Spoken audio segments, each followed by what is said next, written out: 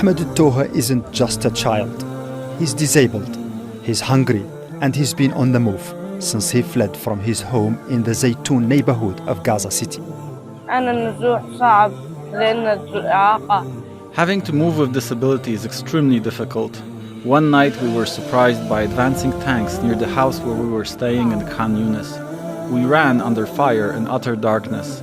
My uncle carried me through the streets and fields until we reached a safer area. It was a terrifying night.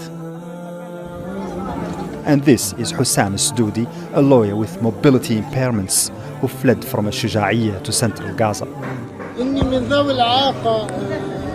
Being disabled is something, and being disabled while in charge of a family is quite another. I used to be a lawyer providing for my entire family. I suffered this disability as a result of injury. I fear for my family more than myself. What adds insult to injury is the endless, humiliating and dangerous displacement journeys. We've been through such journeys a dozen times during this genocide. The lack of facilities and necessary resources makes the experience unbearable. Hassan Qadir, a deaf resident of Gaza, highlights the difficulties he and his pregnant wife have faced during their displacement as they struggle to survive amid unimaginable conditions. The war has turned Muhammad Abu Guri into a wheelchair-bound dependent. I was a normal person, but last December I suffered this injury. I was hit by a shell, and since then I've lost the ability to walk. Doctors say I need an MRI, which is not available in any hospital in the Gaza Strip.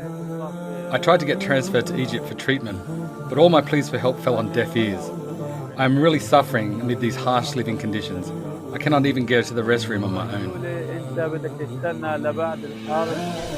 Relief organizations and individual aid volunteers are doing their best to help, but they're overwhelmed. This camp in Deir al-Balah has been established to provide shelter and support for families with visual, hearing and mobility impairments. The camp includes 93 tents but struggles to provide essential equipment such as wheelchairs and hearing aids due to the restrictions imposed by the blockade. There are no precise figures on how many civilians have been disabled in the war.